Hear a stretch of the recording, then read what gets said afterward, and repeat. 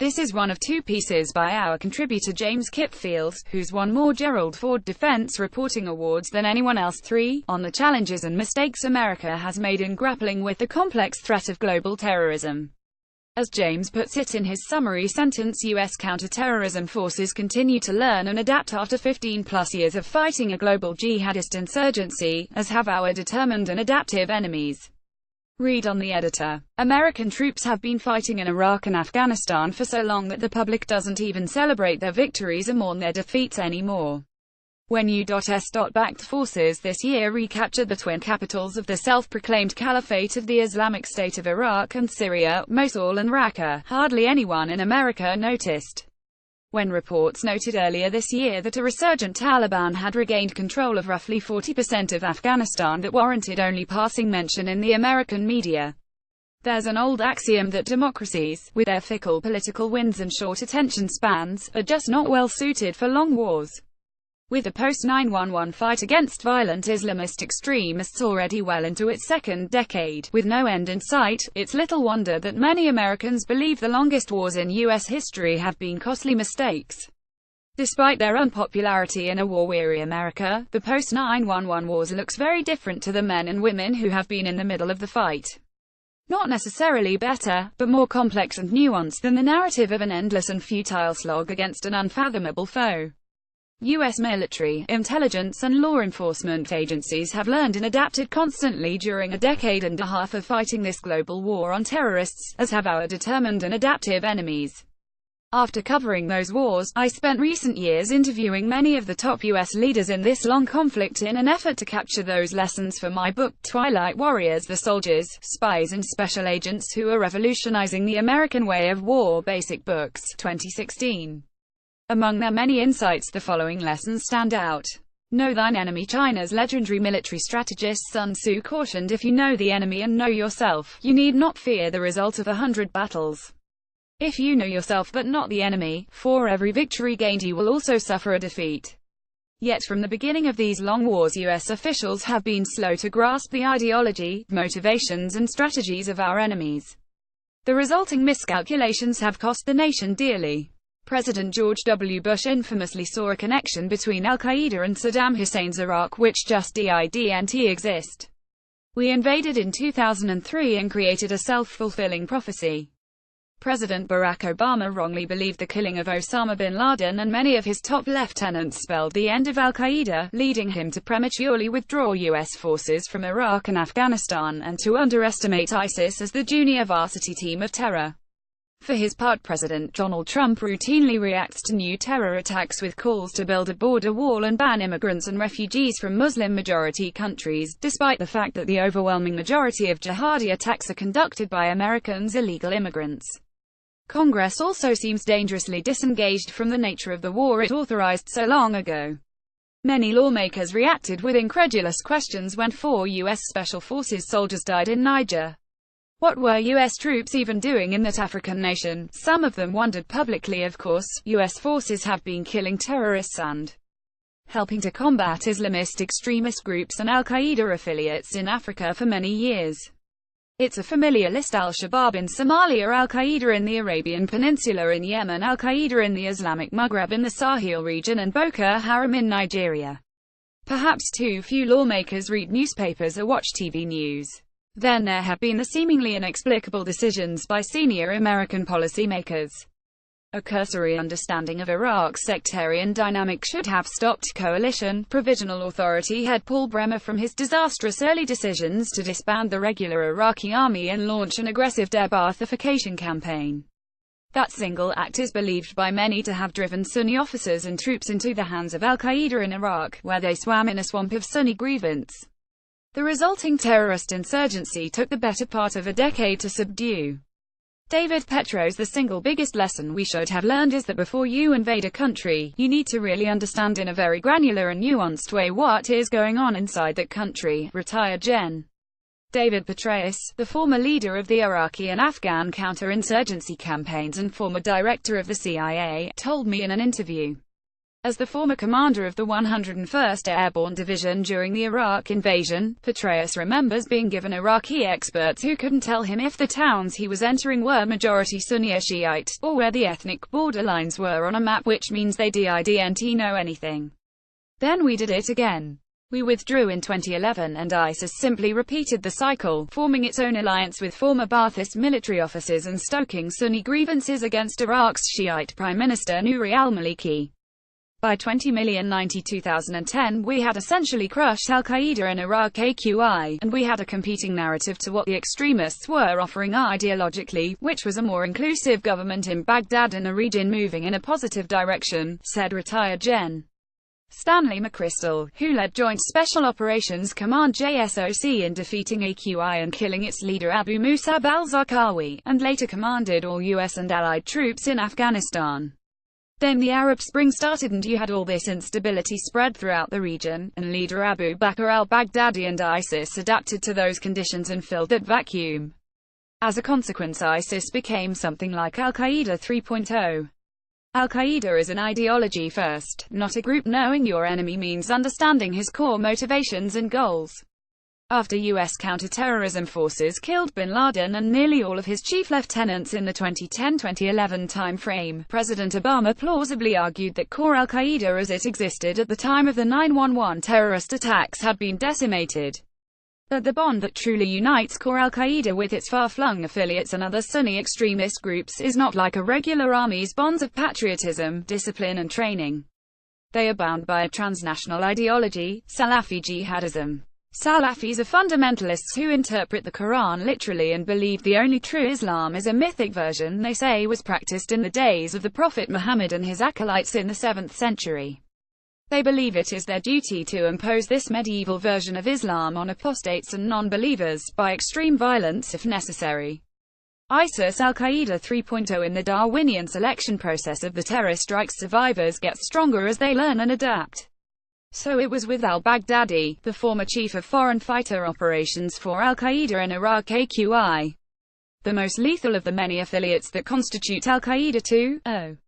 After the 2011 Arab Spring protests and the Syrian regime's iron-fisted response to a sectarian civil war, al-Baghdadi realized that the same rat lines that AQI had used to funnel foreign fighters from Syria into Iraq to fight the U.S. military could be reversed, sending AQI's Sunni jihadists the other way to carve a sanctuary out of the rotting corpse of Syria.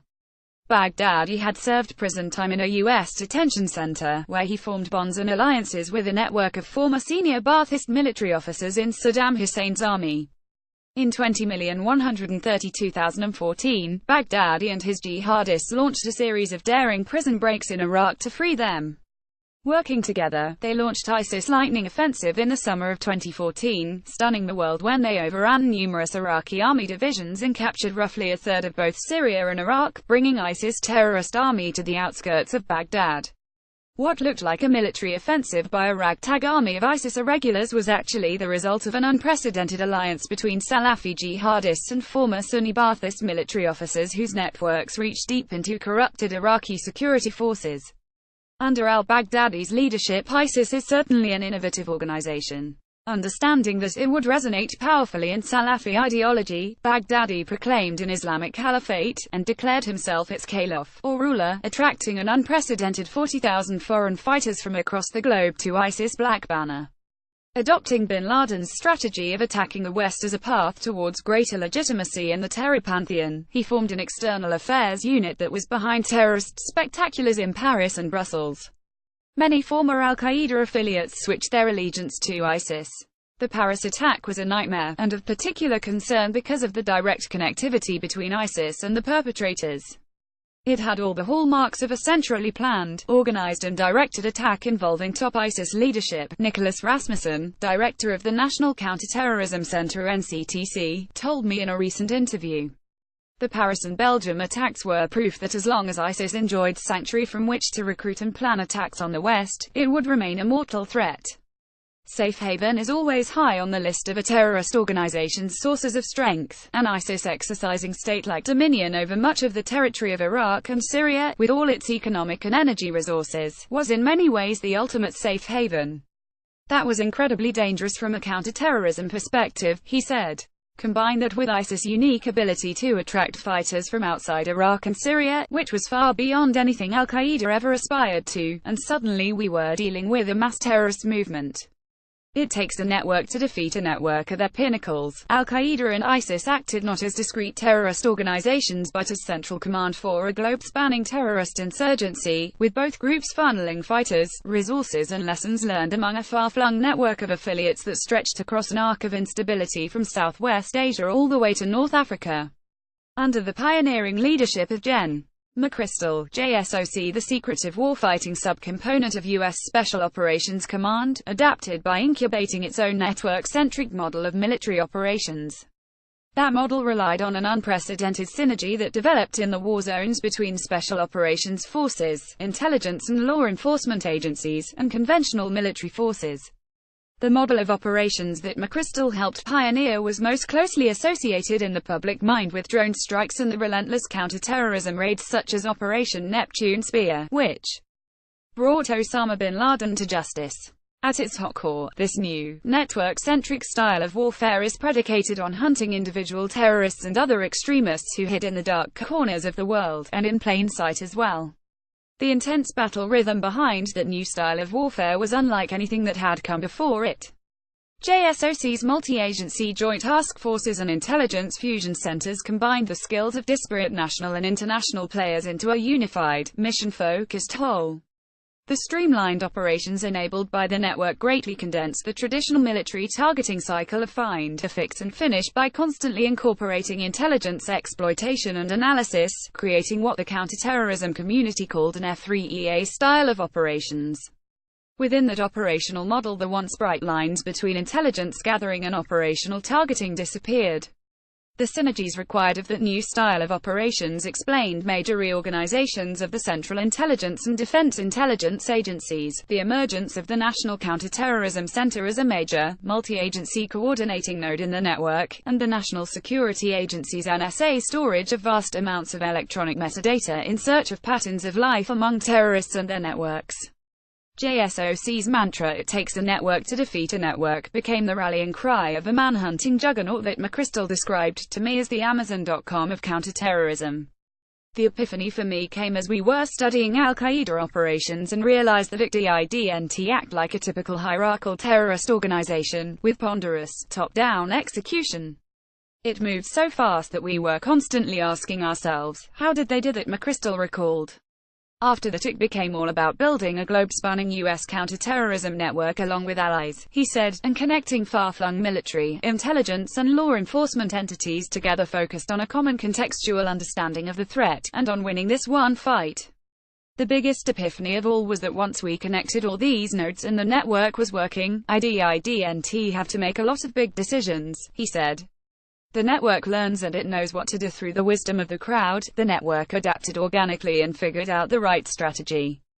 Counterterrorism versus counterinsurgency. 4 times in this long war, U.S. military commanders have confronted a dangerous tipping point where a campaign of terrorism transforms into a much larger and more widely supported insurgency powerful enough to compete with government forces for control of territory. Iraq in 2006-7, Afghanistan in 200,910, and Iraq and Afghanistan again in 20,142,017. At that point, a strictly counterterrorism campaign of targeted strikes on terrorist leaders becomes ineffective in countering a determined and doggone insurgency. A more manpower-intensive counterinsurgency campaign is required to clear enemy-held ground, hold it to protect the local population, and build governance as a means to win the populace to the government's side. Disagreements about the efficacy of counterterrorism versus counterinsurgency strategies, both between military and civilian leaders and among the military fraternity itself, led to some of the costliest mistakes of the post-9/11 wars. U.S. commanders and their civilian masters in Iraq 20,032,005 were slow to even recognize the insurgency there until it was almost too late. Disagreements over a counterterrorism versus a counterinsurgency strategy between the White House and McChrystal's team in Afghanistan in 2009 eroded critical trust between them, ultimately leading to McChrystal's dismissal. If the Iraqi government does not rebuild and project governance into the recaptured Sunni-majority city of Mosul, then its recent victory there against ISIS is also likely to prove temporary. Petraeus, who replaced McChrystal in Afghanistan after leading the successful counterinsurgency campaign in Iraq, understood the mission as keeping the country from once again becoming an al-Qaeda sanctuary, which required halting the momentum of the Taliban insurgency, and accelerating the training of Afghan security forces so they could defend their own country. And you can't do that with a counterterrorism strategy of manhunting alone. You can hunt men all day long, but if you don't clear territory and hold it, then the enemy is just going to keep regenerating, Petraeus told me in our interview for Twilight Warriors. So anyone who believed we could win in Afghanistan with counterterrorism operations alone was mistaken. There is no foundation for that idea whatsoever.